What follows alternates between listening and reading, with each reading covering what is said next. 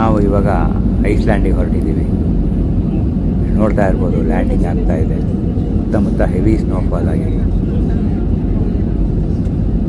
ಇದು ನಿನ್ನೆ ಆಗಿರೋದು. ನಿನ್ನೆ ಕೆಲವು ಫ್ಲೈಟ್ಗಳೆಲ್ಲ ಭಾಳ ಡಿಲೇ ಆಗಿತ್ತಂತೆ. ಈಗ ರನ್ವೇ ಮಾತ್ರ ಕ್ಲೀನ್ ಮಾಡಿ ಓಡಿಸ್ತಾ ಇದ್ದಾರೆ. ಹೆವಿ ಸ್ನೋಫಾಲ್ ಇನ್ ಐಸ್ಲ್ಯಾಂಡ್.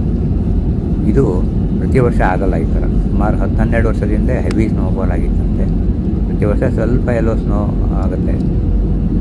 ಈ ಸಲ ಜಾಸ್ತಿಯಾಗಿ ನಮಗೆ ನಯನ ಮನೋಹರವಾಗಿ ಕಾಣಿಸ್ತಾ ಇದೆ.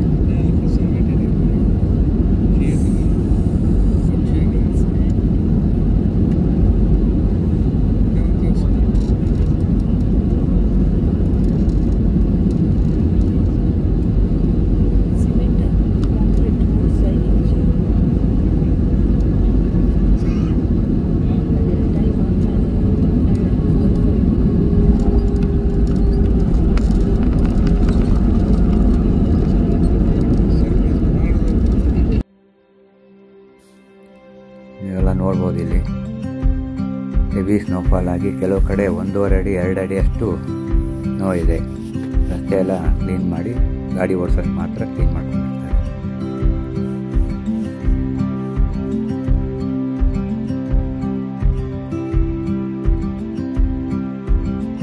Introduce yourself.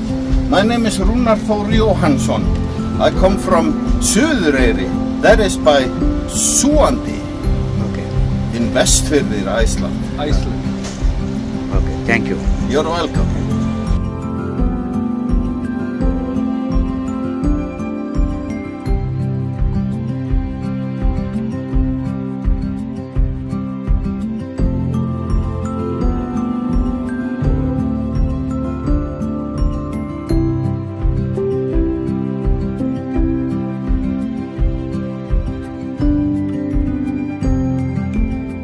ಈಗ ನಾವು ಐಸ್ಲ್ಯಾಂಡಿನ ಬಹುಮುಖ್ಯ ಪಟ್ಟಣವಾದ ರೆಕ್ಯಾವಿಕ್ಗೆ ಹೋಗ್ತಾ ಇದ್ದೀವಿ ಬಸ್ಸಲ್ಲಿ.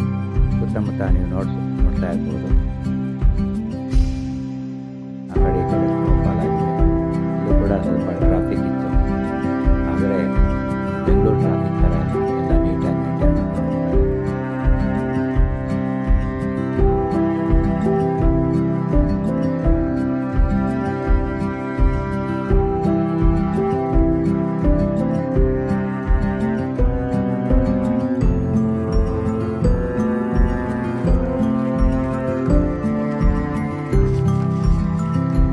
ಸಂಜೆ 7 ಗಂಟೆ ಆಗಿರ್ಬೋದು. ಈಗ